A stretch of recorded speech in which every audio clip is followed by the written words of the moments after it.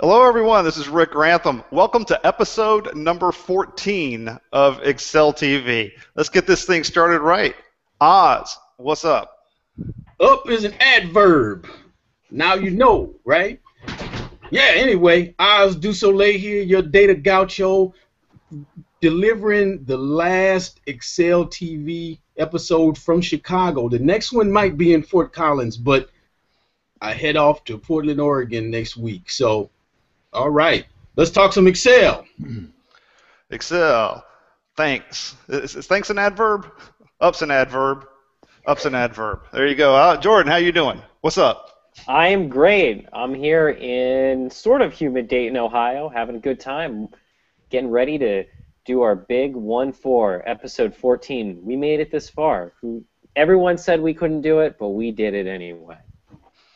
So take that. Yeah. take that for them, people. Yeah. John, do you mind saying hello? Hello, how's it going? I believed in you guys all the way, by the way. 14.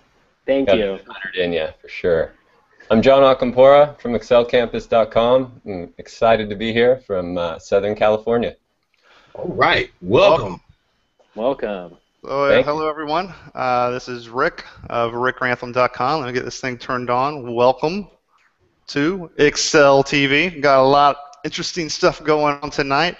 Oh, hey, well, first off, I'm here in sunny northern Florida, here in Jacksonville, Florida. Today is brought to you by my new office and Miller Fortune beer, and I got a whole six-pack of these, so we'll see how stupid things get. You know, I'm doing this without a bottle opener, so I'm gonna have to disappear here in a minute. You guys can carry the show, right? Peace. I mean, I bet those are twist off. I mean, You got a strong back.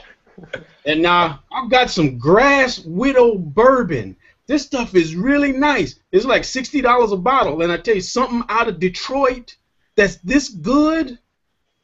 Good Lord. You got to go there. Detroit is not as bad as those pictures and torn down houses because Grass Widow is there. Get you some.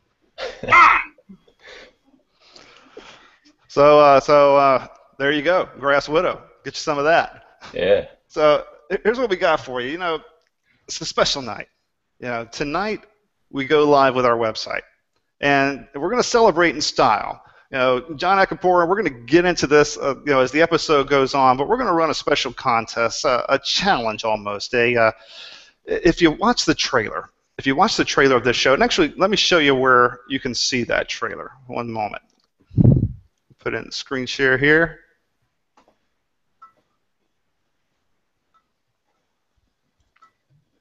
And my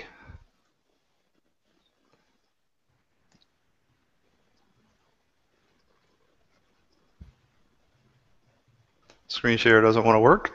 One moment. Oh, the anticipation though, it's just building. It's exploding now. Moment of truth. Hear about the sweepstakes. Moment of truth. Desktop number 2. There we go. Okay. So I trust that you can see my desktop here. Yes. Yep. Okay. So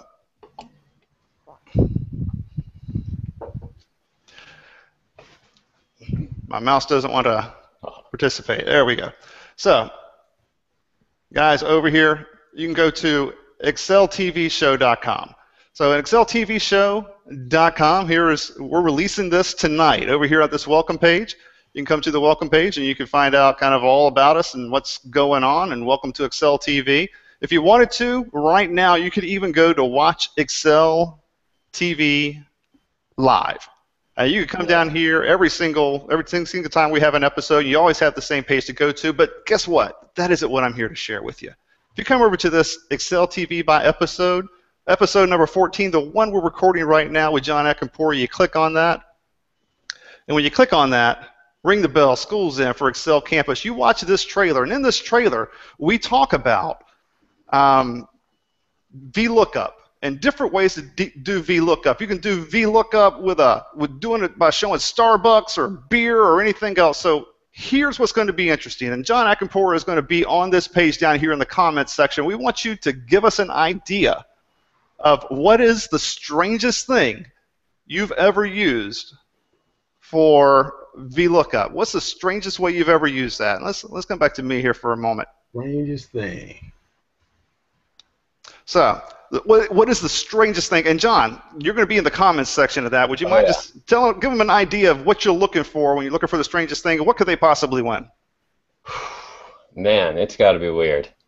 It's got to be strange. I don't even know. But I do know that we are giving away a few free licenses for a new add-in that I released called TabHound. So I'm going to just pick 3 winners at random, and we'll be giving away 3 free licenses for a new add-in called TabHound. All right. I'm trying to think of... What was that? Applause. Yeah. Clapping for you. Okay. So you heard it here. Go down there into the comments section. Just go over to the Excel TV by episode, hit that comment section, and give John an idea of the strangest thing or the most unique thing you've ever used VLOOKUP for, and he's going to pick 3 winners and then ship them a product of TabHound, which he'll talk about a little bit later in the show. Yeah, that's cool. I will be there. Sounds great. So, Jordan, would you mind taking us away for this week's challenge? I wouldn't mind at all. So let's jump to that screen share. All right. So the previous challenge was, as of Excel 2013, what is the longest formula function? So we had a few entries. Let me just jump to the answer first, because I know you're just dying with anticipation to find out what it is. So, dun-da-da, it is cube member property. I have never used that function before. Oh, wow. Yeah, as it turns out, a lot of people use it. I never use it. So you're free to look up that and the other cube member or the cube functions. Maybe some people can email in and tell me exactly what it's used for, but I never use it. So we actually had 2 winning answers. We usually have a lot more than 2. So I said this week's winner, question mark, question mark, question mark, because, and this is a very special and important thing we're going to do, we're going to unveil the first official Excel TV contest decider. Okay, so here it is. You see this? Now, good stuff, Oz. I assume that was Oz, that didn't just spontaneously appear. Okay, so I promise you that this looks way smoother when you run it on my screen. It's not going to come out as smoothly through, but I think we're going to make this later available for download, because this has a lot of great uses, deciding arguments. So, ready or not, we're going to spin. So, I should actually say, who are our winners? It was Zach Barisi and Raheem Zulfikar, friends of the show. They're the ones who sent in the winning answer. So, let's hit it. Doot. Now, it's actually going a lot faster on my screen. So, let's see who gets it. This cost $100,000, this piece of equipment here. Just kidding. No, it was Raheem is our winner. So let's hear it for Raheem. Raheem, yeah. All right, Raheem. Good stuff, right? Okay, so time to jump to this week's question. It's episode 14. We have a real vintage theme going on. I've been asking you a lot about previous versions of Excel, and that's actually going to work into our topic. So what is the row limit for Excel 95? What a great version of Excel. Here's the icon. I found that. It's not authorized, but we're using it anyway. So that is the question. If you think you know the answer to this week's question, you can tweet it at Excel TV. You can send it via the challenge email. That's challenge@exceltvshow.com, or you can give it to us over Facebook. Or actually now we have the exceltvshow.com site, so feel free to post it in the comments. So I'm going to jump back to you, Rick. Unfortunately, I didn't have anything funny or exciting to say about the ways they can tell it to us, because I really want them to use the Excel TV show site. So that's our special way of it's a special way of getting your entry to me. So without further ado, it's all special. You, Rick. It's all special. Thank you, Jordan. Appreciate that. And hey, I like the little spinning thing. That's pretty slick. Appreciate that. Nice addition to the show. If you can just have a big kind of spinner there, that'd be great. I think. So next up, our special guest. Go ahead, Jordan. I was going to say, I think I'm going to use that at workshops. I think that I'm going to put like prizes on that and have people walk up and hit it. So instead of one of those manual wheels that are hard to use. This is just a click of the mouse. All right. Nice. You got to get Vanna White walking across there on the bottom. I think that can be done. I think Yeah. that can be done. You need to full leisure suit lariat up. No doubt. Yeah. And look, man, as we're sitting here talking, I'm already seeing comments coming through on Excel TV, so it's all good. So thank you for that. So next up, our special guest, you heard him talk a little bit earlier, Jon Acompora. Where is he from, though? He is from excelcampus.com. He's an Excel MVP, a new Excel MVP. You might remember he was first brought up on this show. His name was first brought up by Zach Parisi, who gave a table tip, so to speak.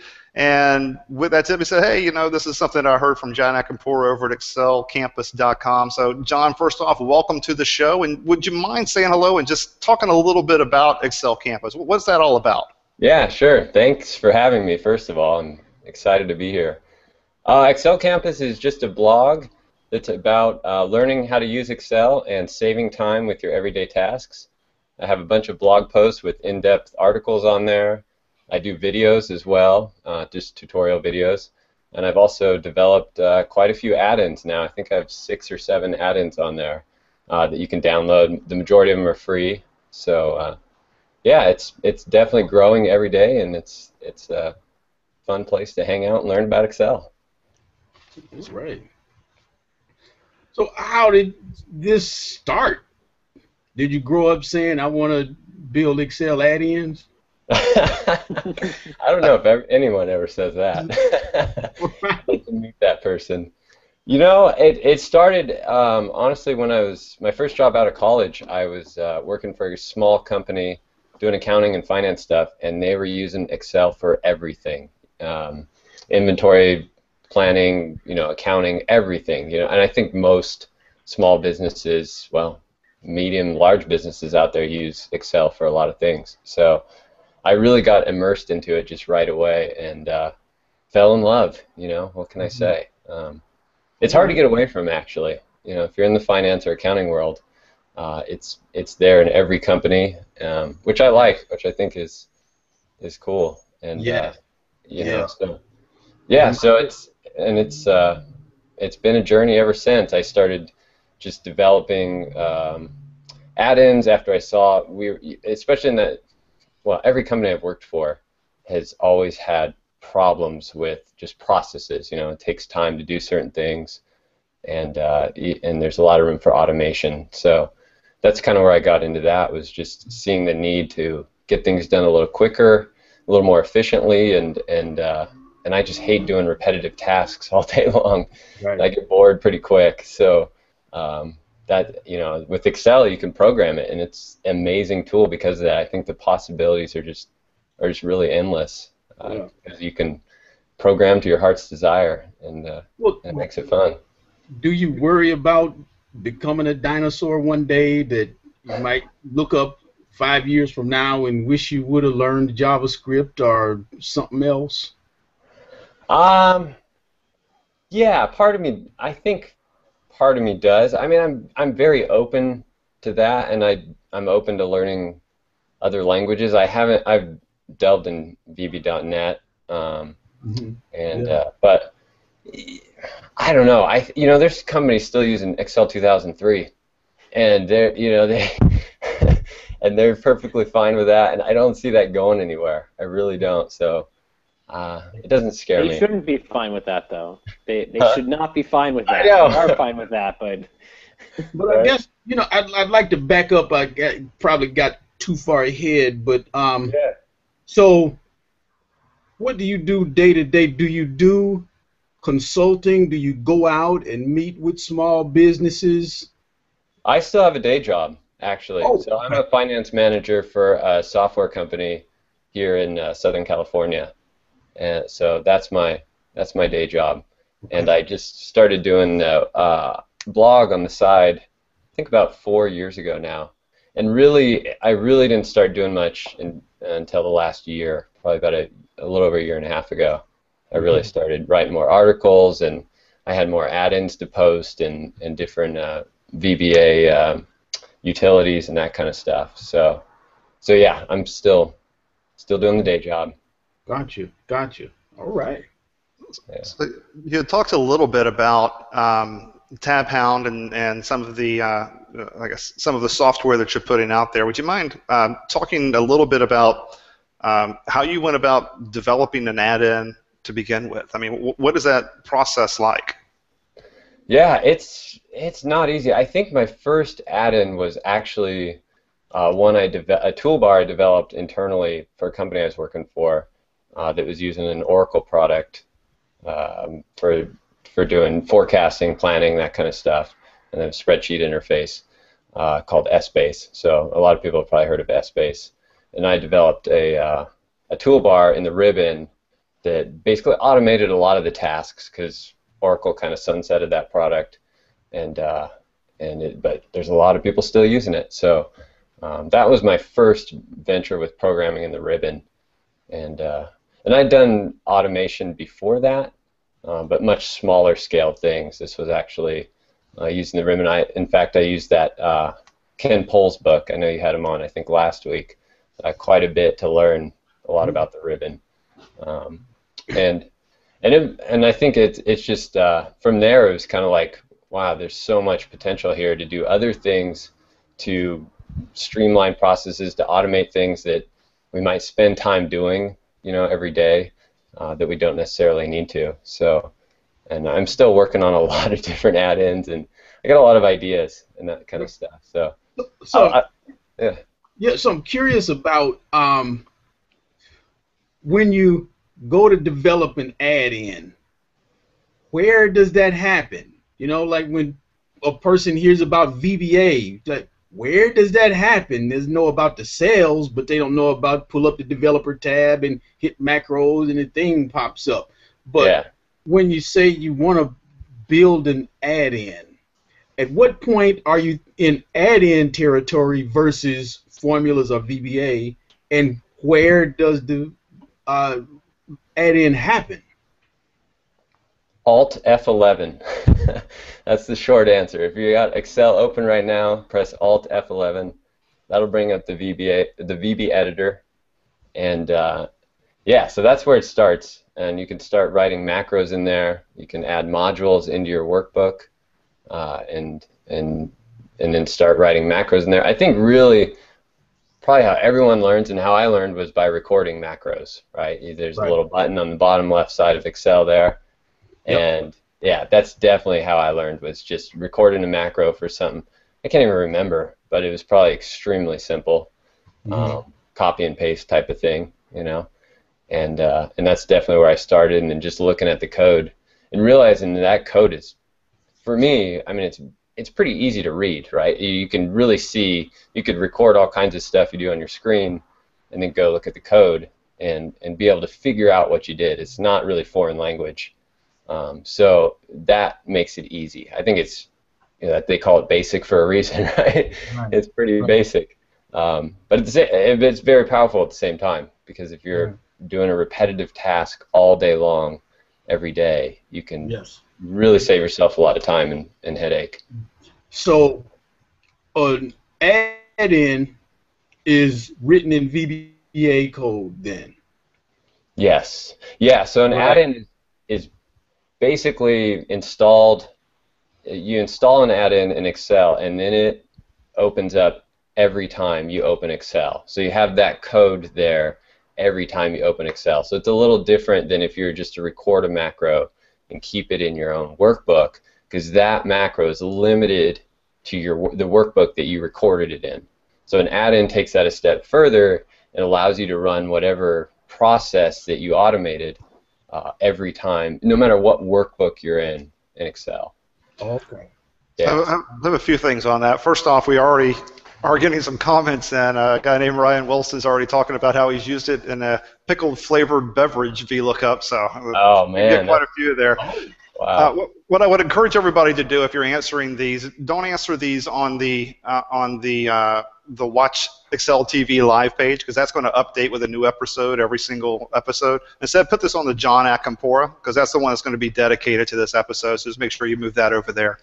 But John, would you mind given us an idea of what do you mean by an Excel ad, and I think that we might have an idea of it, but just since you do this as your product, I wouldn't even mind if you shared a screenshot or something like that of what you do on your site. What are you talking about when you talk about a Excel ad? Sure. I can share some screen. Let me pull a screenshot up.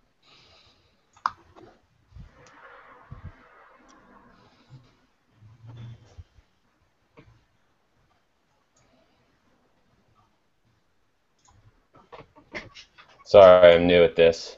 No worries. It's really cool stuff. There we go. Okay. What do we got?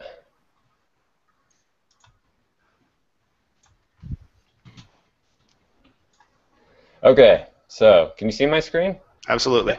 Okay, cool. So I'm just on my website here and on the downloads page. So there's a downloads page on my website. And here I have a bunch of add-ins that I've developed. Tab Hound was the one I was just talking about right now. I have a bunch of other ones. This quarter sum formulas is pretty simple, but it's one of these tasks we do in Excel quite often, which is just creating a sum formula for the quarters, right? So you have quarters that, or you have some formulas for each quarter of the year, and if you try and drag that formula over, it's not going to work because it's going to reference the wrong cells. So this add-in just sits up in the toolbar. You can see a picture here, a little screencast that's going through it. Basically, up in the add-ins tab of the ribbon, this button sits up here, and it's called Quarter Formulas. And all you have to do is click on that button, and it'll automatically create those formulas for you right there for the quarters. So it's really simple, but at the same time, it can save you a lot of time if you're having to go in and type in every single one of those formulas each time you're doing quarterly sum formulas. So that's I think that's probably just a real simple example of an add-in where you just click a button and something happens. So I think with Excel, the nice part about it, and we'll probably talk about this later, but the way it's going is Microsoft itself is developing a lot of add-ins like Power Pivot and Power Query and all these other add-ins just to make life a little easier, especially when you get into bigger sets of data. So yeah, I think, I don't know, does that answer the question about what an add-in is? Yeah, absolutely. And would you mind I guess you're on maybe your add-in page. Would you mind scrolling up and down and letting everybody kind of see what you have there? Yeah, so this is just for the quarter sum formulas. It's basically shows you how it works, and then you can download that particular add-in right here, and it downloads in a zip file. And I have an article on how to install an add-in. So if you download one of mine or somebody else's, this article will step you through exactly how to install it on different versions of Excel, which buttons you have to press on the menu, because it's definitely not the easiest thing out there to install an add-in. But there's a few steps involved. But once you get it up and going, every time you open Excel, that add-in will be there. So every time I open Excel, I have this add-ins tab on the ribbon up here, and then this button will appear there, and there's a quarter formulas button in the drop-down menu there, and that'll just run that little macro that will create those sum formulas for you. Gotcha. So on this page there's a bunch of detail about how it works, and of course if you have questions, just leave a comment. I'm always in the comments there answering questions. So John. Yeah. Two things. First, you can tell how cool you are just by looking at this, because I see your bookmarks are surf, Excel, snow, Yosemite. Oh, I gotta go back. Just know you're a cool guy. Much cooler than looking at my face. Okay.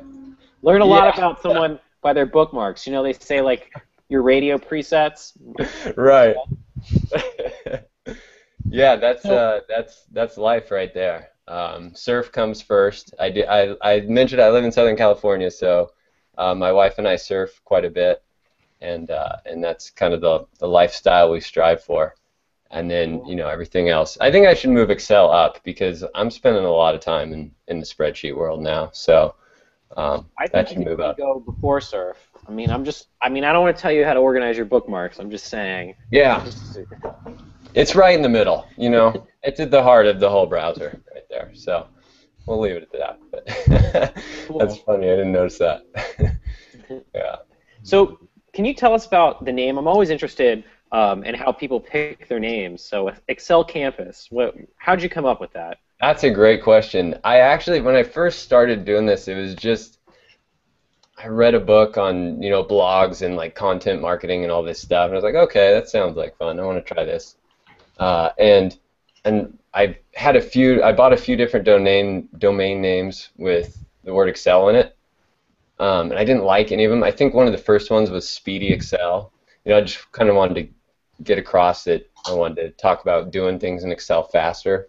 Yeah. And then one day I was driving home from work, and I passed a road named Campus. It was right near a college campus, and that was it. So I thought that kind of stuck. So it was all a road sign. Cool. That's got to be a whole nother episode of available Excel URLs. Yeah, that's true. There's, I think I bought quite a few. So. But you know, even the bad ones are taken.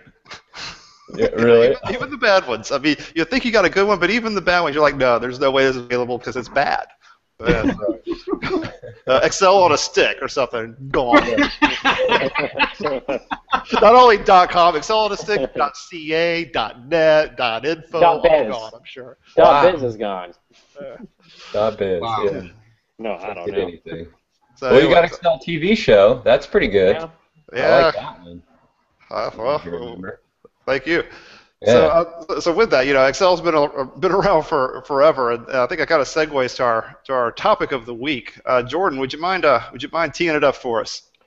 Sure. So, this week's topic is on the olden days of Excel. So, we're going to just have a discussion on kind of what Excel used to be and how we used to deal with certain limitations. And I was hoping we'd sort of wax nostalgic about our long-forgotten friends, those office helpers like Clippy. Actually, I'm going to show everyone something here. I found this while searching online. So if you, I don't know if any people use jQuery out there, but if you are a JavaScript person like me, there's this this page smore.com/clippyjs, and then you can add Clippy to your own web browser. So if I double-click him, he does all the famous things that really just annoyed me so much for so long. I don't know if you guys can hear that through my screen. He's poking on the screen. I can't hear him, but is he saying, "Hey, Jordan"? Yeah, he's asking me. How you doing, Jordan? Good to see you again. I see you're hosting an Excel TV show. Would you like to get a resume template? So good for you. Yeah. So that's really what I was thinking about. One of the things I really want to start out with is, I don't know if everyone remembers, but there was a time when we used to use those menus that were shown. I'll just jump back to this screen. I know that I feel, you know, I'm not even that that old. I feel like I'm talking like I'm a lot older, but you remember back in the days. Yeah, I know, right? Back in the days. Get off my spreadsheet, you know. So you remember that there was this time when we had a menu system, and then we switched to the tabs. And I remember at my job, everyone freaked out. They said, "No, I will never, ever use this new menu system." And a lot of people downloaded these tab add-ins that would make the new Excel look like the old Excel. But nowadays, it doesn't seem to matter. There's not a whole lot of people wondering whatever happened to that menu system. So, any thoughts or experiences on that? You know, it's amazing what you can get used to. I mean, there's probably people back in the day who were telling Ford, they're saying, "Oh, there's no way I'm not going to get on one of those motorized horses. No way. Give me a faster horse. That's all I want." I'm sure there were people back in the day saying, "Ain't no way I'm getting all that." However, you know, after a while, you just kind of get used to it. I don't know. Well, I tell you, man, there was the one time I got mad on a forum, and I remember posting that said, "Okay, my sense of humor has gone away at this point. This is not funny anymore." Because somebody, just like maybe 2 years ago, was trying to hold on to 2003. Somebody in a LinkedIn forum 2 years ago. And, well, what kind of Luddite are we dealing with here? I don't know. And he kept making, kept trying to argue his point about how anything that's possible today in, 2010 is possible for him to do in 2003. And I tell you, if I smelled him, he probably smelled like booze. But I couldn't. Mothballs, booze, mothballs, and old sweater. Old ass sweater. But what was my experience with original 2003? I just rolled with it. When 2007 came along, yeah, the ribbon was clumsy, wondering where things are. I just rolled with it. So I don't miss Clippy. I don't miss that dog. I don't miss the guy in the turban. No. The guy in the turban. I don't remember that one. Yeah. The wizard, when you do a search. Oh, yeah, that's right, the wizard. Yeah. I don't miss those. I miss the search, being able to search for, say, the term Chicago and knowing that that was a video. I missed that search, but we're talking Windows and not Excel. But I hate when, I've had a tough couple of technical glitches. I took my computer out to go teach a workshop and the battery died. And I had forgotten my cord. See, that stuff, preparing for the worst. The worst happened. That was last episode. Computer died 20 minutes in. You can use my computer. It's got Clippy on it. It's got a wizard in a turban. Excel 2003. Well, but we made it work. We made it work. Yeah, I can't say I missed it. You don't miss it? No. I'm sure there was Oz. probably one of the most heavily web searched items was how to disable Clippy. So I build a whole blog just. In fact, I bet the domain name's gone. But yeah, how to disable Clippy.com. Yeah. I bet you it's taken. Damn it. Yeah, that's the first thing I found. Yeah. Knocking on the screen and popping up and the eyebrows going. No. I'm trying to deal with people who are about to lose their professional licenses. I don't need no paperclip with eyebrows. Come on now. Oz, I think that your personality would make a great office assistant. I think that they should have made like an Oz style one. That'd be like, doot, doot, doot, doot, in the hat. Hey there, partner. Yeah. How you doing? Are you working on a resume? Would you like me to add sriracha? No. Now, I tell you what, though. I've had the idea about spreadsheet rescue with John Toffer, right, with bar rescue, right, and then you have the guy come in there. What is this? This spreadsheet has no validation. None. What are you doing? Are you incompetent or you're just lazy? What is it? Oh, this is like the... You get all the validation in here, and you might see me tomorrow. Goodbye. This would be like Gordon Ramsay. It'd be like you. It'd be like all the new analysts coming in, the little junior analysts, and you're just berating the hell out of them, trying to see who can be the top of the hill. Yeah. Oh, I love it. But then at the end of the episode, see, you and I didn't get off to a good start 4 days ago. But I saw how you embraced the validation. And you know what? I told you to put those dependent drop-down lists in a table, and you did it.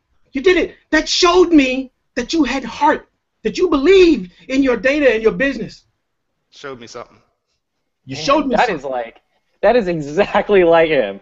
Yeah, he's so much like Ramsey, but he's way worse. He just comes in and screams at everything. Yeah, I think that would be great for us, Excel TV. Yeah, so not only would it be good for us, but if Clippy could do what you just did. Clippy. That'd be awesome, man. That'd be awesome. So go ahead, Jordan. No, so I have a question, okay, because I had to deal with this. So, when I was working with the government, it was kind of like everyone was 2003, and we were the few who used 2007. I remember there was this engineering problem we were working on, and there was this matrix, and it had more than 256 columns, so it was pretty big. So we had to create workarounds where it would kind of cycle through and then know to go down to another row, a certain amount down to, like, deal with all those columns. So I was wondering, do you guys remember those limitations in Excel? I mean, now we have Power Pivot, now we have big data. So it's those things are kind of in the past. But what were things that you may have run into? What about John? I don't remember those days. Yeah, well, 65. See, I don't remember the number. What was the row limit? 65, 536, or something? Yeah, or something like that. You probably got it right. Let me tell you how it used to be, John. Yeah, really. See, back in the day. I know. I transitioned Commodore quickly, 64. but, I know there's a lot of people out there that did not like that transition. It was tough. Yeah. It's different, I think. Plus, we come from kind of the finance accounting world where we're not always open to quickly change and take risks, right? So that has something to do with it. But yeah, it was definitely a big transition. I remember helping a lot of people through it. That's for sure. Answering questions. Your hand.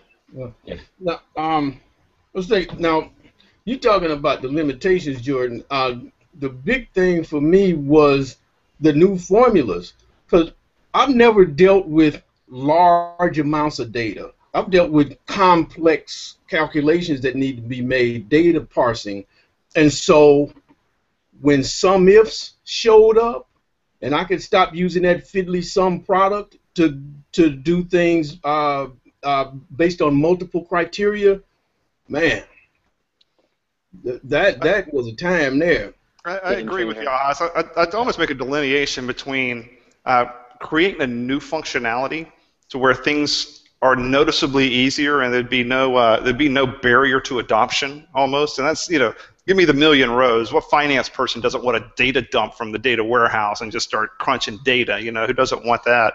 Or make my life easier by making a function now or an array or all this, or give me additional functionality. And that's one thing, right? There's no, but messing up the menu, having this little thing pop up now, and there's almost a feeling of a takeaway there for me, anyways. Is that in the new ribbon? You're saying? I've grown to like the new ribbon, but and I've grown to like what you can do with it. But yeah, that was at first that was what the hell's this? I mean, that's like Windows 8. What the hell's this? Yeah, I'm sure eventually I'll get used to it, and I don't want to get into all that. Yeah. But there's a difference between just giving me additional functionality and it being cool, and I got it from day one, but that kind of jumps back to a question I want to ask each of you though. If we're talking about how it used to be, what did it look like?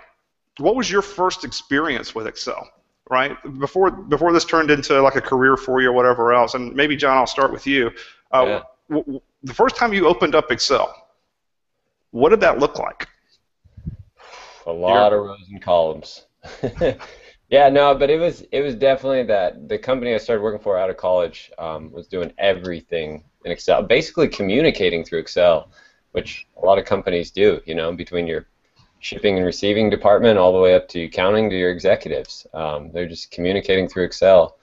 But that, I mean, it was chaos and a lot of spreadsheets, a lot of different workbooks, a lot of people working on them at the same time. So I think that's something that's really changing and will be very helpful for people in the future. It's just using even the Excel web app just to be able to work on things all at one time is, it's something that not everyone's going to use, but the people that do use Excel to communicate on a day-to-day basis, it's a huge improvement, huge leap forward. So yeah, I think that was my first initial kind of experience with Excel. I dove right in and I was immersed in it, which was good. I still use a lot of Excel 2003 keyboard shortcuts. I know I do because they're not available on the ribbon anymore. In fact, there's times, so there's an Excel 2003 advantage because there's times I open it up just to look at what the keyboard shortcut was for certain things. I know when I was doing a tab hound video, I was looking up the keyboard shortcut to rename a tab or a worksheet, which I don't think exists anymore in the current version. But in 2003, I don't know. I can't remember. I can never remember what that shortcut is. But there's a shortcut that allows you to rename a sheet, and it'll just basically jump you down into the sheet and let you rename it. So there's a lot of we definitely lost us something there. Yeah. Okay. All right. He's gone. You aren't gonna start crying, are you? No, I you know, not Just a yet. little bit. All right. All right. I know you make people cry, though, Oz. I was watching an episode the other day, and you're This is talking true. about, helping people out, making them cry, so, right? Maybe you are Gordon Ramsay, man. Just making people cry. Yeah, right? Hey, my first time I opened Excel, it was at Yomega in Cypress, California, and I No was. way. I grew up in Cyprus. Oh yeah. Yeah. Oh man. Where did you live in Cyprus? I lived, oh man, off Orange and Denny. Okay, Yeah. I remember Orange. Yeah. I Yeah. used to walk over to Catella to get on the bus to go to Long Beach. I lived on Manila Drive. No way. Yeah. Yeah. Small world. But yeah, that's so. Yeah, I've got my yo-yos from when I was living in Southern California, and I had a temp job one day at Yomega, and they just had us do some data entry. That was my first exposure to Excel. But the first real thing I did with Excel was at this call center I worked at, and I mentioned it on one of the recent episodes. And Rick, where is it that I can put a link? I think you can just go over and click on the fourth icon down where it says Showcase and put a link down. Okay. All right. Showcase. Anyway, but yeah, I will have a link where you can see this Ignite Chicago talk that I gave, where I was frustrated. I was working hard, and the people were complaining that I wasn't generating enough results. And I figured, okay, the only way I can fight data is with data. Me complaining is not going to work. And that was the first taste I got of the power of data and the power of Excel. Because when you got somebody who's supposed to just shut up and just work harder or quit, and they show up with some data and some crappy pie charts and stuff, there is some effort that's going on there. And people listened, and there were some changes. And then that was really the start of things. It's not stopped since then. Well, go ahead, Jordan. Oh, sorry, I didn't mean to jump in so quick, but all right. So, I really remember it in three different parts. Okay, so the first part was I was in 4th grade, and I remember we had just like upgraded to Novell and with Windows, and It's like it had Excel on 2003, there. 2003-ish. Yeah, it was about 2 years ago. This is right when they released A Million Rows. That's That's right. 4th grade for you. It was actually this was like 3 weeks ago. Yeah, you still had the beard, everything. Right. Yeah. So basically, I remember just jumping in and playing around, and then I used it for projects. I became the guy who knew how to make charts, but I didn't really know about formulas, and I didn't know about doing equals and cell references. So then that didn't really happen. I was all right at it. The thing that really blew my mind, or it just not blew my mind, the part that I had trouble dealing with was that like you can make a chart and the numbers could either go in a row or a column. That didn't make any sense. I wasn't used to that unstructured way of thinking. Like it could do both. So then in high school, I went to a career school for half the day, and then like we learned formulas, and my brain exploded. But I really didn't get to use it until I was in college, and I was an auditor for the Air Force as part of my co-op activities, and I thought I was going to do that for the rest of my life. When everyone sort of agreed, including me, that I was a terrible auditor, but I was really good at Excel, and I redid all their macros. So. Yeah, it was awful. Man, we were like out briefing one time. We were doing this audit report. I remember looking at it, I was like, oh, this is a great looking audit report. Like this has some great Excel work on it. But I was like briefing it and telling them, you guys didn't do this and that. And then they yelled at me. They're like, how dare you come in here and say that? And I remember I was like, yeah, you're right. That is stupid. We shouldn't be dinging you for this. So I was a terrible auditor. So I know that's just a aside. That has nothing to do with anything. But that's when I decided to go to a different career in development. And I found someone who, was like, hey, we need VBA people. And I was like, I'm a VBA person. So guess what I am now? Yeah. Yeah. Man. Nice. You have any mind-blowing stories, something that was like, yeah, Excel.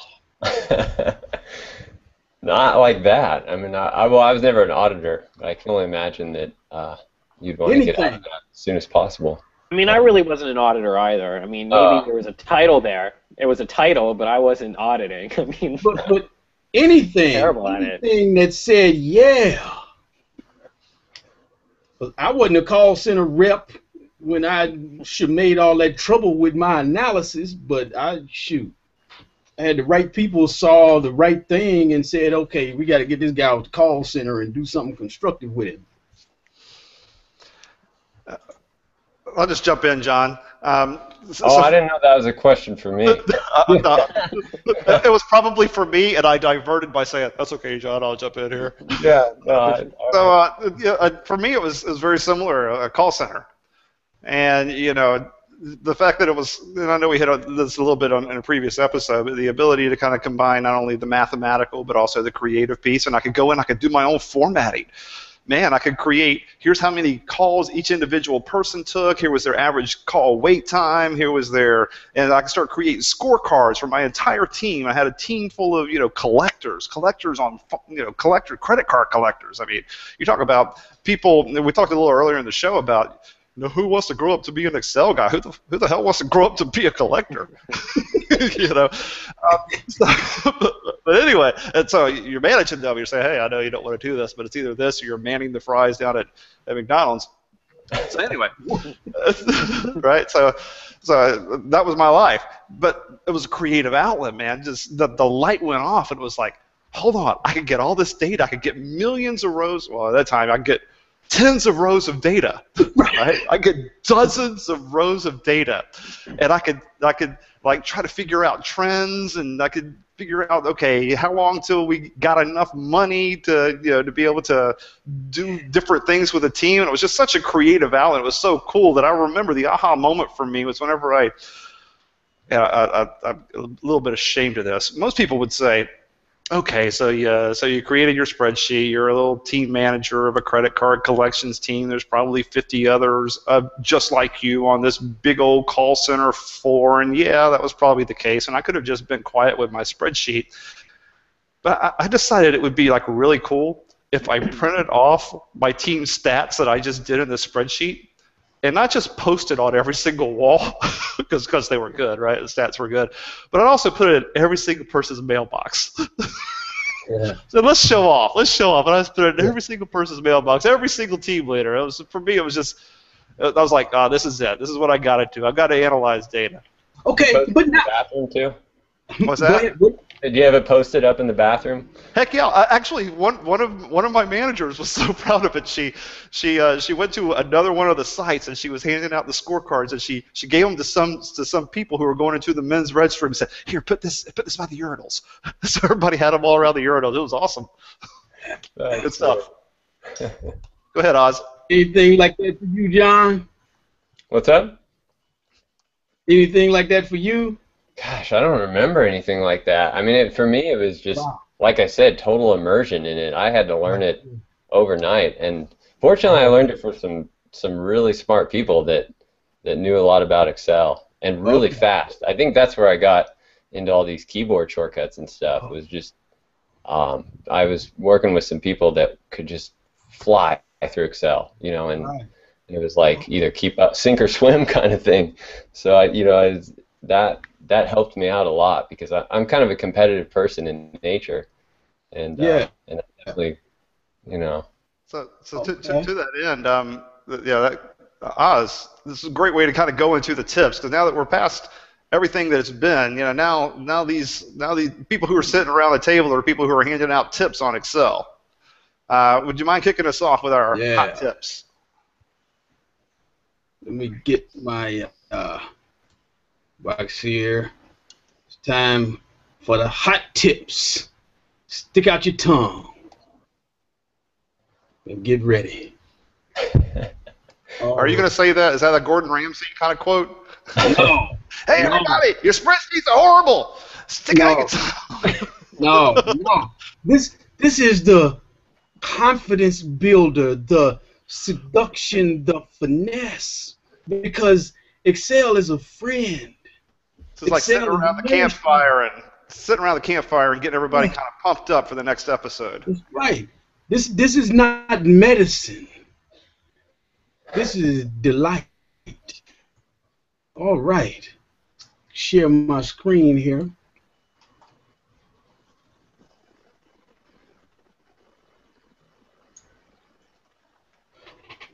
Okay. Peppers. So it's right.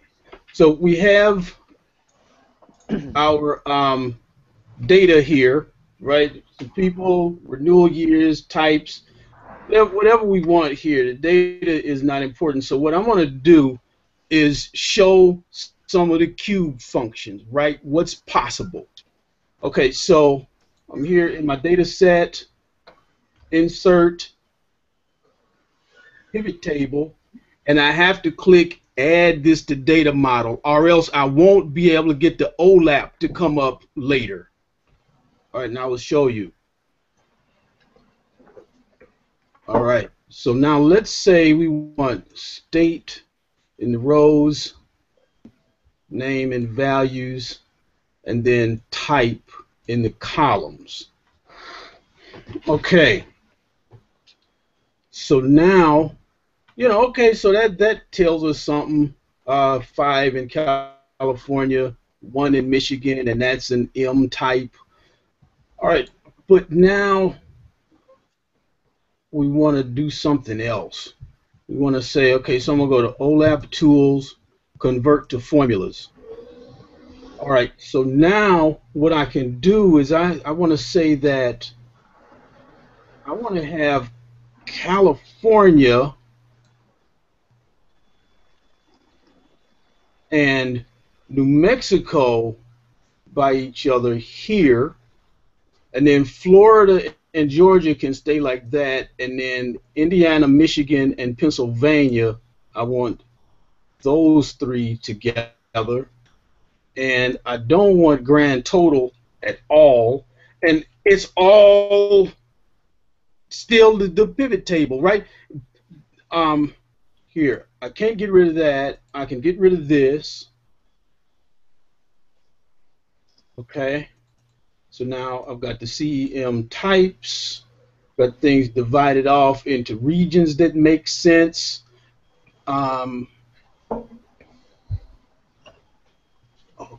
Okay, so all of these are formulas, and I can't add new data in the format that it's in now, but what I can do, if I discovered that, some of my data was wrong, and that Frank is actually, let's look first. Okay, so we're going to say Michigan, right? So Michigan right now is 1. So we find out that Frank is really Michigan, and Henry was really Michigan. Okay. So do I have to refresh data? Yeah. Okay, so now it updates. The thing that I don't think you can do, maybe you can, but if we did have somebody new in a different state or a different type, we'd have a problem. But at least the way that it's like this, if the data is not going to, you're going to have to add more data, then the cube functions will work. And this is a really great thing. And you can even say if you want to move this out here.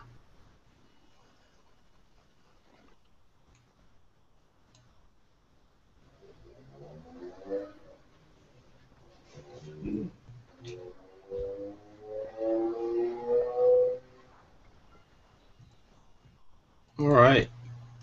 so we can move this around, and it's still live data, and that's your cube function. All right, so I'm gonna stop my sharing. All right, so That's awesome. thanks. So do you use cube functions? Yeah, that just reminded me. Like probably about 3 months ago, I wrote a few guest posts for Rob Colley's blog about cube functions. Mm-hmm. I don't think they ever got published. I gotta check up with them and see what where they're at. Step up, Yeah, Rob. it's actually just about cube members. Yeah. What's that?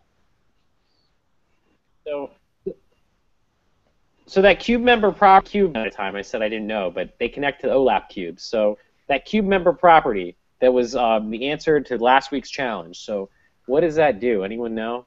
So we could inform our listeners. I'm not going to be the best to answer that because I've used cube members through Power Pivot, and I believe cube member property, like you said, is only connecting to an OLAP cube, which isn't necessarily available with a Power Pivot data model. So I don't know that you can use cube member property with a Power Pivot data model. I think it's only through an OLAP cube where you actually see the properties of that specific row. Like if there's, what do they call them, properties or like kind of characteristics of that data that are attached to that row, you can pull in the property and kind of use it as like a subset of data or a property, right, of that specific row in the OLAP cube. So I can't fully answer that one, Right. but I'm pretty sure the cube member property can't be used with Power Pivot. It's really just cube members and all the other cube functions. Okay, got you. But Yeah. I think those cube functions to me are amazing, especially with the Power Pivot data model. I think it totally, like, the possibilities are endless with those things because, like you just showed, you don't have to have your data in a pivot table. You're not restricted to a pivot table, even though Power Pivot is, the pivot tables that come out of Power Pivot are much more flexible than a standard pivot table, right? You can write measures in there and get very creative. But the fact that you can then just bring in that data straight into a spreadsheet like you just did with completely bypassing a pivot table with these cube member properties are incredible. It just, like, you can, like, I mean, you could build, like you're talking about earlier with the sum ifs functions, you could build a pivot table, right? You could kind of manually build a pivot table. But with cube members, I think we haven't even scratched the surface on that stuff yet. With what you could do with the dashboard, you could feed that into charts, all kinds of stuff. Yeah. Pull millions of rows into a cell. So Oz, what do you see as a hot sauce ranking on that? On Sriracha ranking? I want to give it.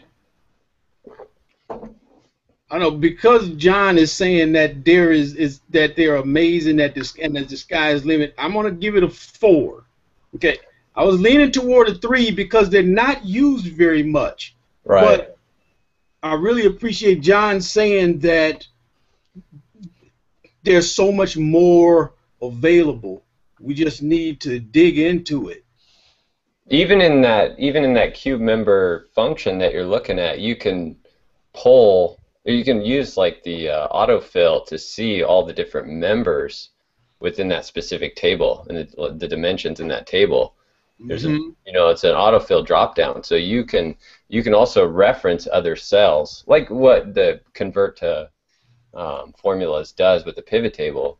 You can then basically create or kind of a very dynamic model out of that, because you could have, like, in cell A6 there where it says Florida, you could have a drop down there, and then change that, and that changes everything. That feeds the entire model. With a million plus rows behind it. So I don't know. I'm excited about them.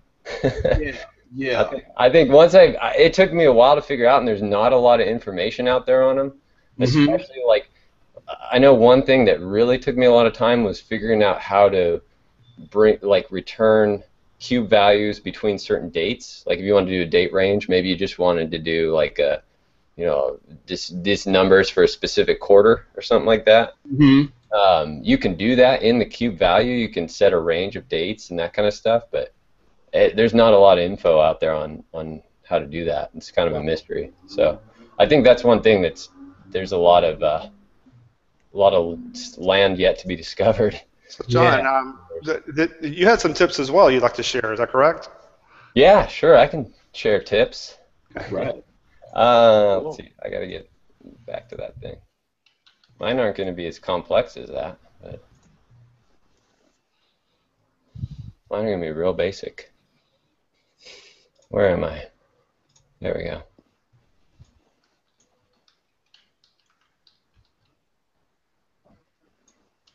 Hello.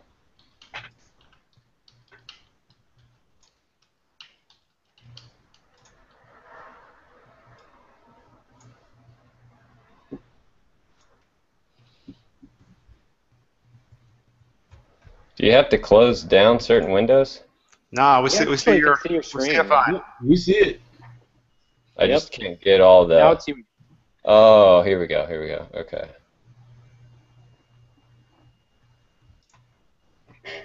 Yeah, not on my Excel. Where's this one in there? So Jordan, this is where you have the this is where you have the spinning screen.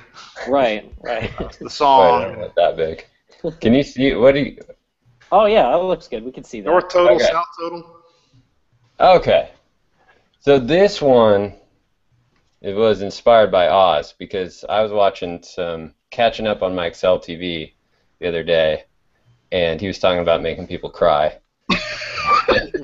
Nice. And no, just someone I recently did a blog post, and someone in the comments said they were so happy they learned this that they cry. It was Andrea.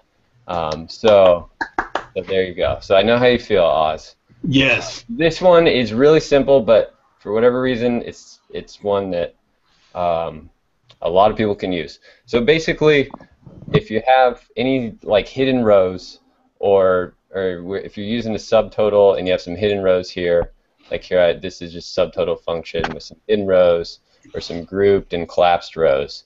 If you take this whole thing and copy it, I'm going to use Control-C on the keyboard, paste it down here, you get all those rows right there, right?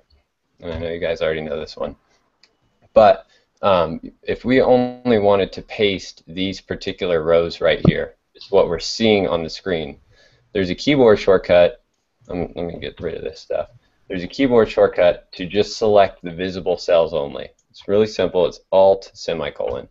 So Alt semicolon will select the visible cells only in that range, and then when you hit Control-C, oops, hit too many buttons.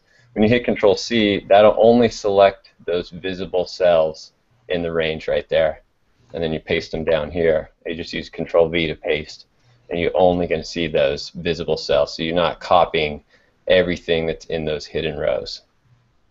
So that's a really simple one. Another one I use quite a bit. Hold on, before we get too far, I'd love to hear Oz's ranking on that, so we can move on. It sounds like you're going to go back to back to back to back, and I love it. Oh, I could go all day, but just slow me down. Wait, so all right, yeah. So I want to give that a 4 because more people do need to know about that. A lot of people filter and then need to copy and paste, and then they wind up pasting the whole world. So you get to know that shortcut. You get to know, and you can also do it by go-to special. So anyway, yeah, right. Keep doing that. Yeah, and I put a little. So if you, so there's this keyboard shortcut, Alt semicolon, and like you said, go-to special. You hit the F5 key on the keyboard. That'll bring up go-to. Hit special, and it's visible cells only. That's the one there. Yep. And you can also add a button to the quick access toolbar up here for select visible cells. So if you're not a keyboard shortcut person or you're going to use that once a month, you can add a button right up there in the quick access toolbar for select visible. And it even shows the keyboard shortcut right there, Alt semicolon. So Okay. yeah, that's one that, because people will, I've seen it happen, and it's no one's fault. You just end up going and copying each one of these rows, or copying them all and then you know, and then deleting what you don't need and all that kind of stuff. So Alt semicolon to the rescue. John, now now this may just be a Google Hangouts part. I think some of the shapes aren't really showing up on our side, but we were able to follow along. And I just wanted to ask you, just for our audience, would you be able to share this spreadsheet? Yes. You know, that for download on your site. Okay, or not? I shouldn't say site, on the on our Excel TV page. Cool. Absolutely. So it's on the same page. Then you'll see this episode along with all the other videos. The Jon Acompora page. We'll put a little video. We'll put a down link there as well to share this. Yeah. Great. And I know our viewers would appreciate that. Okay. So cool. Thank you for that. Oh yeah, absolutely. Love to share that. Mhm. Oh, I see what's going All right. on. Oh, and John had another one. Yeah. Okay. So another one. Since we were on pivot tables, man, I got all kinds. Oh, wait, hold on. I gotta go back to this Hangout. Gotta share something else. Not me. Pivot table. This is another one. Can you guys see that? Yep. 2012 volunteers. Mm-hmm. Yes. Okay, cool. So this was another blog post I had recently that a lot of people liked, and basically, what we're doing here is we have a list of names from 3 different years of people that volunteered in like a beach cleanup event. So these are the people from 2012. Here's the people that volunteered in 2013 and the people that volunteered in 2014, right? And what we want to do is compare those 3 lists to see who volunteered each year and kind of get a report that shows who volunteered each year. Maybe we want to see who volunteered in 2013 but didn't show up in 2014, that kind of thing. Right. You know, and so typically you might do some lookup formulas to then try and figure this out, you know, do a lookup from 2013 back to 2012, and then, you know, with 2 lists, it's not too difficult. When you get 3 or more lists, then it becomes kind of cumbersome with doing all these lookup formulas, or maybe a COUNTIF would be a formula you could use to kind of to do a comparison. But there's another way you can do this with a pivot table. It's much faster and easier, and also a lot more flexible. And I have a blog post and a video that kind of goes through all of this. But basically, what you do is you just take the data from all 3 years and compile it into one long list. So what I did was I took the data from 2012, like these names from 2012, and then I'll copy them and I pasted them into this long list here, right? Yes. And those are our 2012 names. And then you just tag each row with the year that that person volunteered in. So here I just typed in 2012 for all those years. And I didn't actually type in for all years, you know, copy and paste down. But so basically what you're doing is stacking the data there for each of the years. So here's my 2013 data here. I just labeled those rows 2013 and 2014. So you get one big long list of all your data, and then you can create a pivot table based on that list. So here's the pivot table that's basically from all that long list. So I'll just recreate it just so you can see how it works. So, and we really only have, in our data set, we just have 2 columns, the name and the year. So basically all you need to do is first drag the name into the rows area of the pivot table, and that'll give you a list of all the names of each person. And if they volunteered more than 1 year, it's going to consolidate those, right? Because it's a pivot. Mm-hmm. Yep. And then you take the year column, the year field, put it in the columns area. So that'll put the years across the top up here. So we have our 3 years. And then just take the name field and throw it into the values area, and that'll create a count of the names. So now we can see, for example, this person volunteered in 2012 and 2014. And the grand total just calculates how many years that person volunteered. So it kind of gives them a ranking there too. You know, if we had hot sauce in our conditional formatting, which would be cool, you could just give them two hot sauces right there. Now, like to jump in if I could, John. Yeah. For some reason on our side, we're not able to see that. Again, it's just a Google Hangouts thing, and here's the thing: if it was hot sauces, damn Skippy, it would work, right? Yeah, right, Oz. right. What we can do though is, if you wouldn't mind, you can't. What can you see? What do you? we see the names and we see you dragging and dropping over the items. However, we don't see the results. Oh, Right. you don't see the pivot table? Nope. No. Nope. I saw the field list come up, but that was it. So yeah, there's a Google Hangouts problem. Yeah, just a Google Hangouts problem. So we'll just move on past this, and Okay. what we can do is kind of after this, maybe even make a synopsis of this, maybe in a short video or something. We'll figure out some way to be able to share this tip afterwards. Yeah. Because I tell you, this is see, there was a glimpse of the pivot table. Now it's coming up, huh? Yeah. Now it shows up. Now it shows up. We were practicing doing that spinning wheel before the show, and it wasn't spinning on air for some reason, and then we did something and it suddenly started working. So I don't know why these images don't come up through Google Hangouts or do so haphazardly, but Yeah. So there, so we do see the picture now. Okay. Okay. And Cool. See, so Colton Chase, Yeah. 2012 and 2013. Yeah. Exactly. So Colton, he only volunteered in 2012 and 2013. Yeah. And, so it's a quick way, and this is like a kind of the foundation of this method. It's kind of a very simple explanation of what you can use this method for. I mean, you can, I use it to do reconciliations between data sets. If you have, any kind of ledger information or even sales information, and you want to see, CRM data, for example, if you have some data for your sales reps, and you want to compare last week's pipeline, let's say, to this week's pipeline, and see what changed, what moved between your customers, your deals, whatever you got.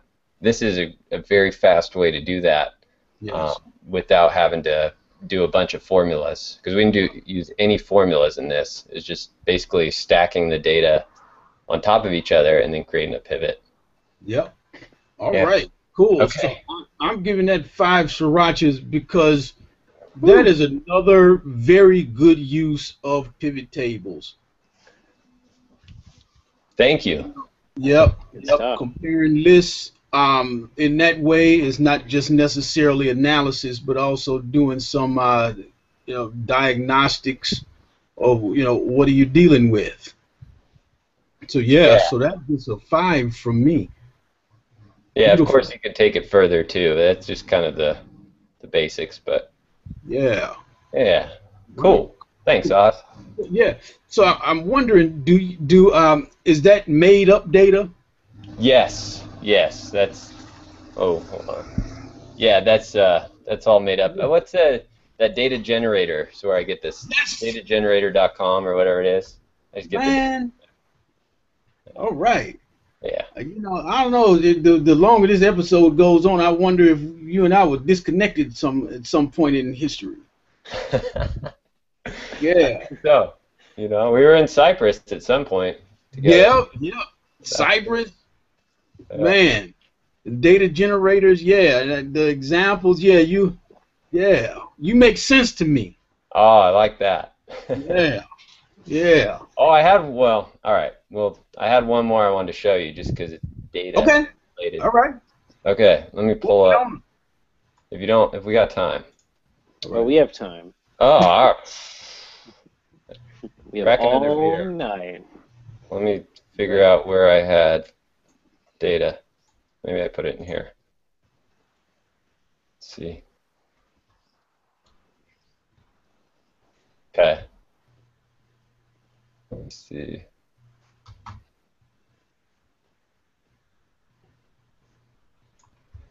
Can you see my data list? Yep. Okay, cool. So this is another really simple one that I just stumbled upon the other day. If you hit, and again, I'm a keyboard shortcut person, so if you hit Alt down arrow, that brings up the filter list, the filter drop down right there. Can you guys see that? We don't see the filter drop down, but No. well, we see the buttons, but it doesn't. Are you talking about the list where it has like you select and you can search? Yes. Right. We aren't seeing that. Ah, bummer. I feel like if I move, for whatever reason, my Excel's outside of the window that I'm sharing for some reason. I don't know. Yeah. Okay. Well, do you guys know how to get down to that search box with the keyboard shortcut? Get to the search box. Yeah. Lay it on us. The letter E. E. E. Yeah. Okay. So Okay. I don't know if you ever use that one, Oz, since you're doing a lot of data stuff, but Alt down arrow opens that drop-down list. Okay. The letter E, that jumps you down to the search box. Ah. Cool. And then you can just type your search right there. So, Wow. yeah, try it Okay. out. I wish I could show it to you guys. All right. All right. Cool. Cool. All right. So I'm gonna give that one a 3. You know, it's a cool one. It's a good one. It's not a mind blower like comparing lists with a pivot table, but it's a good one. It's a good one. All right. All right. Sounds great. So thank you, Oz. Thank you, John. We're going to move forward to the What's Up section. What's happening in the news? And you could get a hold of us here at news@exceltvshow.com. Hey, dozens of you have come to the website now, so you know it exists. I mean, there's Jordan at exceltvshow.com. There's Oz. There's Rick. There's Challenge.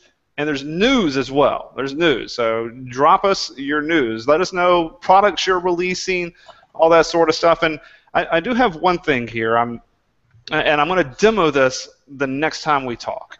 Okay, the next episode we do in 2 weeks, I'm going to demo this, but this is kind of late breaking news. And you guys may be aware of Vertex 42. I mean, whenever you're in the Excel world and you're doing Google searches, there's 2 things you're going to come across. You're going to come across Mr. Excel, if you have a question. And if you're asking for a template or some sort, you're going to come across Vertex 42. So Vertex 42 has teamed up with the same guys who created the FIFA World Cup templates. You remember all that with the drop downs, the ribbon commander stuff. And so imagine now you go to the ribbon commander, you can go over to this Vertex, and there's a Vertex 42 drop down that has templates there, and from there you can select. So what I want to show you is that has been released like in the last few days, which is pretty cool. I want to show you that, and then maybe next time, maybe in our next episode we can do a demo of that. So let me show you what that looks like. Do a quick screen share. Hopefully I can do this a little more efficient than I did it last time. It's not easy. There you go. Good Lord. Okay, so where I'm at right now is the Vertex 42 website. You could have also seen this at spreadsheet1.com and a Vertex 42 apps template gallery add-in. And here are the template gallery add-in for Excel. Imagine now you go to Excel, and there's all the different versions, and it talks about Ribbon Commander and how you can get it and all that sort of thing, and how you go ahead and add this add-in versus all the other ones you have an option of adding in. Oh, you can see my. Let me expand this if I can, so you don't see a picture of my burly Facebook beard down there. So you have.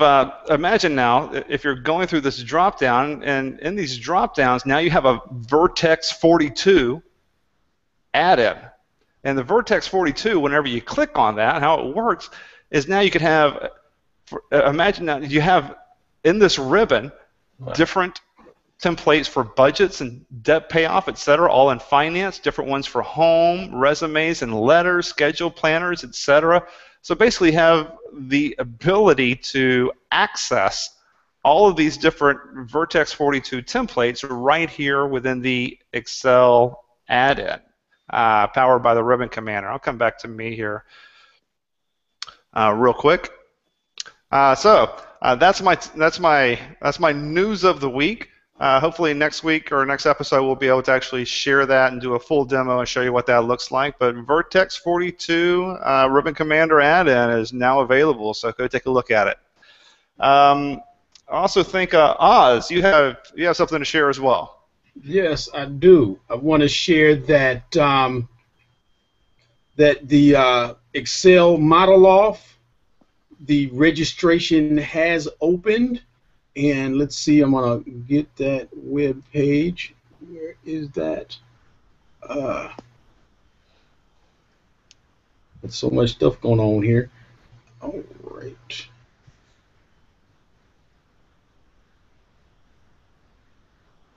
All right, Excel Model Off. Okay. Are you in that, Oz? No, no. Okay. That is too much for me. Yeah. Yeah. Same here. Those guys are scary. Yeah. Yeah. So you can register for the Model Off 2014. $20 for students, $30 for professionals. You go here to modeloff.com/register and go on here and find out exactly what it is. The first round starts the 25th of October at 5 p.m. Eastern Time. 2-hour contest happening around the world. Jump on into that. All right, and then I will share. I am teaching my final Excel workshop in Chicago next Wednesday night, and we are going to go into the future with Power Query. We are going to show what Power Query does. We're not talking this smickety smack about VLOOKUPs anymore. No, we got to talk about bigger things, right? So we're going to talk about tables and advanced filter, right? Because advanced filter is not intuitive, right? But I'm going to intuit it for the people who bring their 98.6-degree bodies to the workshop. All right. And we're going to share this talk where I kind of got out of control at Ignite Chicago and talk about the first time that I did something real with data. And this is where I said, okay, what might they listen to? Complaints? Nunchucks? No. They listen to data. All right. And that, stop screen share. So that is the news that I have to share. The workshop, Excel Model Off, and that's it for me. So, a question before we move on to the next person here. So, Jordan, I think you have something as well, and John. Who amongst us has signed up for Model Off? I have. Who else? Not yet. Not yet. I'm not sure. I did it last year. I don't know if I can take another defeat. All right, man. I signed up. It's game on. I got like 60 days to sharpen the sword here, but it's going to be game on, man. Well, see what? Okay, so tell us about it, Jordan, Rick. Why are you doing it? That's just not my world. But go ahead. Well, what is your thought about it? I got to tell you, I'm excited. As I went to as I went to look at some of the sample questions, I was like, or looked at the first sample problem, I was like, okay, I can figure this out. This is not easy, but something I could figure out. And I started figuring out. I was like, oh, this is oh, I was wrong. Okay, so I was one off. Let me figure out how I got this. So I started thinking through it, and I was like, you know what? I have to sharpen the sword a little bit. Yeah, and kind of have to practice a little bit and kind of get, because I don't I'm not 24/7 in the tool doing financial modeling anymore in that world, but I'm anxious for the challenge. I think it's going to be kind of fun. What was your experience with it, Jordan? It was I didn't really study for it. Maybe I should have.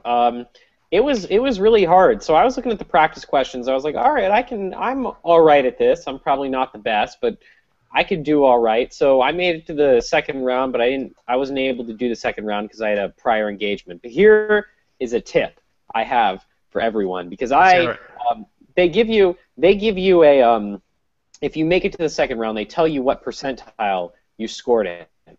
So I was in the top 20th percentile overall, and I was in the top 10th percentile on the last question, and I was an operations management question, which is sort of my area. But I think the reason I did so well in it was because I skipped the earlier problems that were harder, and as it turns out, a great deal of people didn't finish the test. So I actually don't believe I'm that good in operations management compared to everyone else, but I think what helped me out getting that right compared to everyone else is that I skipped to it. So I would say don't mess around with the stuff that you don't know early on. Try to finish the test because it is multiple choice. Gotcha. So it doesn't matter if you get the Excel right. And there is a part to be said that if you miss something, it's answer, because how far are you going to be off? How many mistakes are you going to make? So just something to think about. John, what do you think about it? I want to know what one of the sample questions is. Okay. Yeah. Do you guys got one? Do you know one? Right? I don't have any here, but you can go to the Model Off website and you can download sample questions from previous years. So that actually is something we should instruct our listeners. Yeah. They I even honestly don't know anything about it. I mean, I've heard about it. I just thought it was like, rocket science. Got to check it out, man. It's going to be it's going to be awesome. So I'd recommend just everybody going and taking a look at it and download some of the sample questions. Take a stab at it. What the heck? $20, $30 compete against the best in the world. I mean, you're competing against consultants from Ernst & Young and just all the consulting firms out there. And it's not just Excel skills; it's finance skills. So just what the heck? Go ahead and go check it out. We had the Model Off guys here. Gosh, I want to say our fourth or fifth episode or so, and it was a great episode where they talked about the entire kind of process of it and how they came up with it, and they're doing a lot of great stuff right now. So we're excited to see this kind of evolve on. Jordan, I did see that you had some news as well. Well, I did. Oh yeah, go ahead. All right. So, and also remember that we are giving away Model Off entries as our prizes. So if you win, you get a free entry, $30 knocked off just for you, just for winning an Excel TV challenge. So remember to participate, Model Off, participate with us. All right, so I'm just going to jump in with my news coming up. Let me do that, the good old screen share. God, you got to love that screen share. We're all doing it. All right, I have several things going on, but for now we're going to just jump to my website because this is where everything's happening. I'm not really sure why I highlighted that. So if you scroll down here, there is a new story, upcoming live workshops and courses in Los Angeles and Cincinnati, both terrific cities. So let's see here. We have two in Los Angeles, and they're at the General Assembly. These are two. One is Get the Picture, Intro to Data Visualization Tools with Microsoft Excel. The other is the Art and Science of Excel Dashboards. Now, here's the register button. So if you want to register to this, August 25th through 27th, I'm going to just show you here. So you can go to my site or you can go to General Assembly. That's who's hosting us. And I'm doing this with friend of the show, Sylvia Juhas. And actually, I'm very grateful to Sylvia for bringing me in on this. So Sylvia really helped me out, and I'm coming to LA to do this. So here's what's really cool. They're 2 hours long in the evening. One's on Monday, one's on Wednesday. But this is the really, really, really cool part. There's going to be free beer and wine for the first half hour. I am not making this up. Sylvia's agency is sponsoring it, and they are giving us free beer and wine. I mean, just go for that. I'm just telling you, just go for that, all right? So regular admission for both of these is $75 each. Get your company to pay for it if you have an expense account. So both Sylvia and I are doing it, and I'm very excited to be doing that. Okay, so let me just jump back. Those are the two things going on, and I'm going to probably bug everyone about that until they happen. Let's get a lot of sign-ups. I know we have a good LA audience out there. So we also have one going on in Cincinnati, Ohio, 45 minutes away from me. That's an Analytics in Excel 2-day short course, all right? So that one I have tentatively here, but I need to update that because I just got word not long ago that it's no longer tentative. It is happening. So this is part of the Business Analytics Center at the Linder College of Business at University of Cincinnati. So they have a lot of great training courses that I'd recommend people to do just anyway, but you should check out my class. That's the Analytics in Excel, and you can go to the to their webpage at the University of Cincinnati and click here to register. So those are the awesome, awesome, exciting courses I have coming up that I cannot wait to teach and I cannot wait to see our viewers at. So, Cool. that is what is going on with me. All right. All right. Great. Great. Thank you for that. Thank you for that, Jordan. Sounds like you've got a lot going on, man. And John, I see that you're releasing some tools here recently as well. Would you mind telling us what's going on in your world? Yeah. So today, actually, I released an add-in called Tab Hound and Tab Control. There's 2 add-ins, actually. And they basically allow you to search and navigate through your workbooks extremely fast. It just brings like a Google-like search for the worksheets in your workbook. So a lot of people are dealing with workbooks that contain hundreds. Well, I did a poll of my readers, and there's a lot of people that are working with workbooks with over 100 worksheets in them. So a gigantic workbook, I guess you could say, right?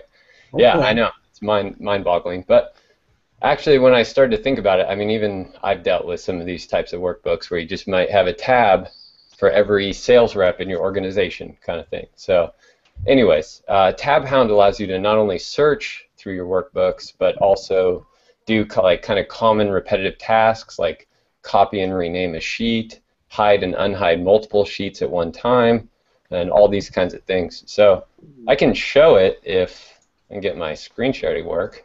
Let's see if I can do it.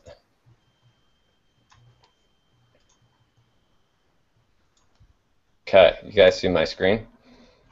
Yep. Yep. See the window that came up? It says Tab Hound. No. We don't see a Tab Hound window. Okay. Let me see if I could show my website, and that'll give you a little view of it. So, oh, I gotta switch to that, huh? So used to like a WebEx or something. All right. How about that? Yep. Okay. So Tab Hound, and I have a bunch of videos that show this, but basically here's the Tab Hound window, and it's just an add-in for Excel. So once you install it, there's an Excel Campus tab that pops up in the ribbon, and then there's some buttons here, and this button here called Tab Hound opens this window, and this window contains a search box that basically just allows you to type a search for any worksheet in your workbook. So and it's very fast, and it's pretty intuitive. The search is pretty intuitive. So as you start typing, it basically filters down the list of results here of these worksheets. So this down here is just a list of all the worksheets in this particular workbook, and the second column shows whether they're visible or hidden. And so you can search in that box for a specific worksheet you're looking for. When you find it, you just hit the enter key, and that'll jump you right to that workbook or that worksheet. And so it makes it really fast to navigate through your worksheets. First of all, that's really what started me in developing this thing, was just a quick way to jump through a worksheet in a workbook. Because I think, you know, a lot of times someone will send me a spreadsheet or a workbook and say, hey, can you open this workbook and look at whatever tab they're looking at, you know, maybe call me on the phone or something. And it takes me forever to just scroll through the bottom of this, you know, the worksheets down here. You keep clicking this button right here, or there's a shortcut you can right-click on that, and that'll bring up a sheet list, right? But it's still like, you know, if you have 100 worksheets in a workbook, that can be really time-consuming on its own. So Tab Hound basically just gives you a search box that allows you to search for any sheet in your workbook. And I wish I could show it because the search is really fast. As you start typing, this is narrow. It's not only narrowed down, but it'll automatically select any like the first match of whatever the sheet name is. Like, so if you started typing summary, it would show you everything that all the sheets that contained the word summary, or product, for example. Like if you typed product in the search box here, it's going to still show you these sheets even though they don't start with the word product. So it's a pretty intuitive search, and then, like I said, you just, once you find it, you click enter, and you're right at that sheet, you know, ready to go. So that's really the main core feature of Tab Hound. But then as I started developing that, I added a lot of additional features to it. So you can, there's buttons over here that allow you to jump to the first sheet in the workbook, the last sheet. You can select multiple sheets in the list here and hide or unhide them at one time. So that's another thing you can't do in Excel is unhide multiple sheets. Right. It's a process we go through. Like I know people that are just doing, monthly reporting packages where they need to unhide a certain number of sheets and hide the others from last quarter or whatever it is. So this allows you to just select multiple sheets, or you could, do a search to filter down for all your product sheets and then unhide them all or hide them all, that kind of stuff. There's buttons to rename the sheets, copy and rename. So that's another process we do a lot. You might right-click on the sheet name down here, go to Move or Copy, click the checkbox, go through that whole step to make a copy of a sheet. There's a keyboard shortcut. You can hold down the Control key and drag over the sheet. Right. That's a simple one, but then you'd have like summary 2 in parentheses. You probably want to rename it. So copy and rename will just do all that for you in one step. You just click that button, copy the sheet, prompt you with the box to rename it. Just type in your name, click enter, and it's done. Copy to a new workbook, same thing. You can do that with multiple sheets, so you can just select all these sheets, copy to a new book. So there's a lot of in there. It's really, it's come a long ways. Great. Yeah. That's outstanding. Yeah. So anyways, I could go on forever, but that's TabHound. Tab Control is the other add-in, which basically puts a worksheet at the end of your workbook that gives you a full list of all the sheets in your workbook and allows you to do all kinds of custom changes. You could reorder them, you could sort them, you can use, and it's all in an Excel table, so you can do all kinds of stuff with Tab Control. Kind of automate your monthly reporting packages or whatever you do with your workbooks. All right. So yeah, so that's the big news from Excel Campus today. Cool. Beautiful. Thanks a lot. Let's get people over there to check it out, because there's some good stuff with people dealing with a lot of worksheets like that. Yeah. Rick, where you at, brother? Okay, so everybody, can you hear me? Yeah. Not up and down. Okay, so this is great. So thank you so much for that. And then, hey, there's a whole lot going on here, but let's talk about where you can find us.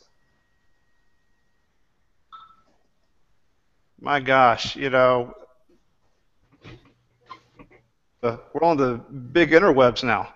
We're on the World Wide Web. The URL, we're out there. Man, but you can also, you can always find us on YouTube. We're nearing 1,000 people. We're at Google+, Facebook, and Twitter. But hey, go on over to our URL, exceltvshow.com. In addition to finding us there, you can even watch these shows live now there. There's no longer kind of looking through Google+ and trying to hit us up on Facebook saying, where's the link to the show again? I don't remember exactly where that's at. No, man, just go to exceltvshow.com. There's a big old navigation tab right there that says watch the show live. And just click on it and watch the show live right there. We'll put the trailers there heading up to the show.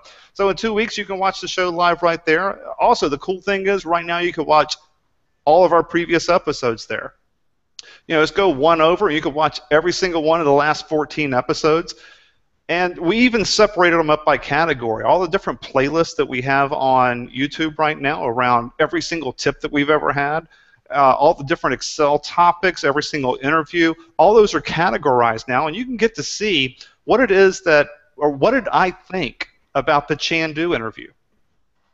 And there's a write-up by every single one of us, Jordan and I and Oz, on what we thought about those episodes and what did we take from it. What did Oz think of the Mike Gervin episode? What did he take from that? What did Jordan think about all of the episodes that he had? So, go over there, take a look at the insights, and that's your opportunity to kind of interact and ask any sort of questions you might have. And don't forget about the Jon Acompora challenge. So go over there to episode 14.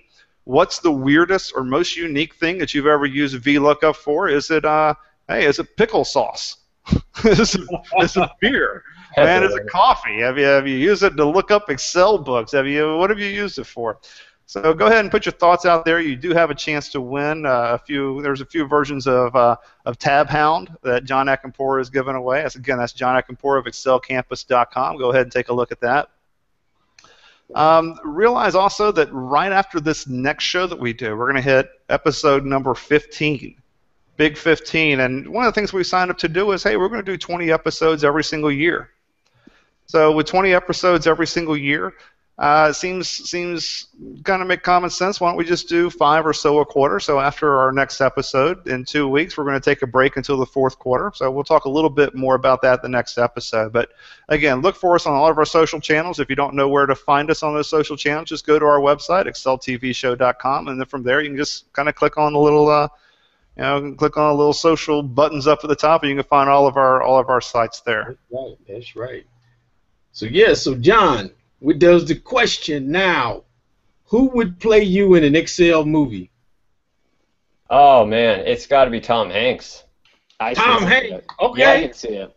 Yeah. The resemblance. I mean, all that. Maybe Jason Statham. I'm just like all over the place with Excel. I don't have this focus yet. So you're back there with the. I see you have the surfboard behind you. Are you Tom Hanks in that movie where he's talking to the soccer ball? Are you that Tom Hanks? Yeah. That on the island. Yeah, exactly. That's me. Are you the guy who's looking for Jenny and running across the planet saying? Yeah. See Are you Forrest Gump kind of? I don't. Tom Hanks or? All right. All kinds of places to go with that. I like it. You got it. And Sylvia gave us hers this afternoon. She is, whoa, man. What's that lady's name? Collins. Wow. Dawn Collins. Dawn Collins. Yeah, so, all right, John, you got Tom Hanks. All right. Yeah. I didn't steal yours, did I? No, mine is Lady Gaga. Meat suit and all. It's all good. Oh, man. That's right. And Jordan is Sam Jackson. That's right. Yeah. Maybe I didn't give mine a whole lot of thought. No, you were just so happy that Oz didn't take it that you're like, it's on. Yeah. Samuel L. Jackson. All right, so Tom Hanks is in the mix, the astronaut. Yeah. See, there you go. All right. So well, John, thank you so much for being here. It's been a real pleasure getting to know you. Again, everybody can find you over at excelcampus.com. That's excelcampus.com, one of the newer Excel MVPs. But you can also find you over at exceltvshow.com, over where we're showing the episodes where you're giving away a few. You're giving away a little bit of a. A Tab Hound. You're giving away Tab Hound around, so by all means, jump over there and grab a few copies of that by telling us what was your favorite way of using VLOOKUP. So thank you so much for joining us, and until next time in 2 weeks, this is Rick Grantham along with Oz Soleil and Jordan Goldmeier. We'll see you in 2 weeks. Have fun, everybody. All right.